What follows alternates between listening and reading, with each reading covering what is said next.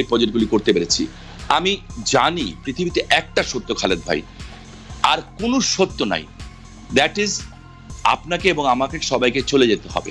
আমার মনে হয় যে নারায়ণগঞ্জের মানুষ মনে করবে যে ওকে ফাইন, আমরা স্যাটিসফাইড যে ও যা করেছে, কিন্তু আমি নারায়ণগঞ্জের মানুষের ঋণ শোধ করতে পারবো না তারা আমার জন্য যা করেছেন। আলাদা বাংলাদেশের ভিতর যে আলাদা একটা বাহিনী করে আলাদা একটা দেশ করে ফেলেছে যেখানে কোনো আইন নাই কানুন নাই, সেই ক্ষেত্রে আপনি এগুলির মধ্যে কি বলবেন যে এর মধ্যে কার কতটা দায়? এটি প্রশাসন, আপনারা যারা আইন প্রণেতা, যিনি বাংলাদেশের প্রধানমন্ত্রী, তার কার দায় আসলে এখানে? আমি তো জাতীয় পর্যায়ের নেতা না, আমার এলাকাটা ইন্ডিভিজুয়াল।